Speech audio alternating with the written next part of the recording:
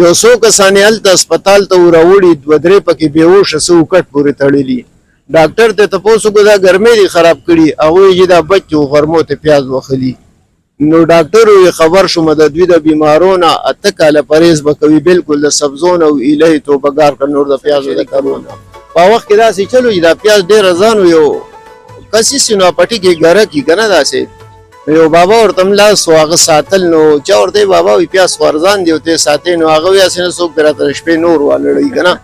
نو په دغه وجه ساتو. نو په هغې ما یو نظم لیکلی و چې ارچا به وي تاسو څومره دي کرلي، ما خو دونه و الهي توبهګار کړه نور د پیازو د کرونه.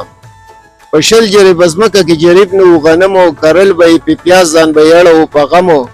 ایستلی د سخت کالېدار سړي نه دم او سخله خو یې لږ شانسۍ ومږل خسم و. نو په 2مه ورځ به سپری وتاوېدل به د پټو نه و. 5 میاشتو کې څوک هم وزګار نه و د مسالو نه، الهي توبهګار کړه نور د پیازو د کرونه.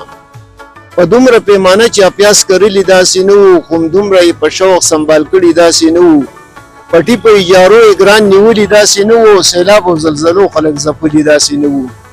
روان وي زنګېدلې پته لګي د تلو نه، او خدای خبر که دا سودایي وځي د مزغو نه، الهي توبهګار کړه نور د پیازو د کرونه.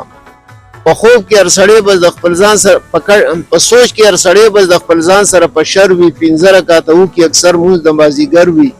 په کټ کې الټه پروت وي، د کټ لنګې ته یې سر وي او بالښت یې لاندې پرېوځي، خو دې ته ناخبر وي. وخي په ځمکه کرښې وایي 1 2 او اکثر باتیا منفي کې خطا کې د شپېتو نه او الهي توبهګار کړه نور د پیازو د کرونه. یو څو کسانې هلته هسپتال ته وراوړي، دوه درې پکې بېهوشه څه وکټ پورې تړلي. ډاکټر ته تپوس وکړو دا ګرمۍ دې خراب کړي؟ هغوی چې دا بچ و غرمو ته پیاز وخلي. نو ډاکټر وی خبر شوم د دوی د بیمارو نه 8 کاله پرهیز به کوي، بالکل د سبزو نه او الهي توبهګار کړه نور د پیازو د کرونه.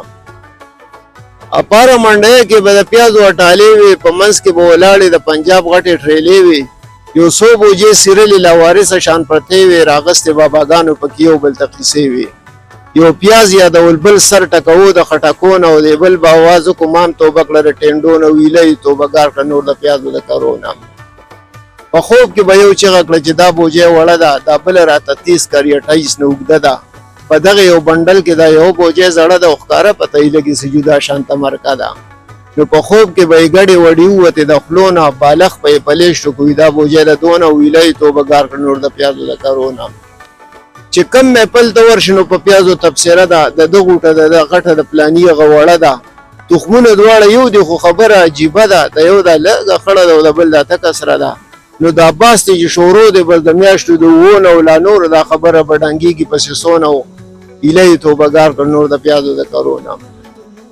ښکاره پته یې لګي چې ورګډې په سودا کو، اثر د لیونتوب یې پکې رو را پیدا کو. څه پیازو وخلې څه نور خو ځان تباه کو، سورړ وګوره سر علي محمد پکې کټا کو. نو اوس پیاز به بچ کوي که سر ساتي به د غرمو نه، مازغه یې کنیکشن اخلي د انور د پلوشو نه، الهي توبهګار کړه نور د پیازو د کرونه.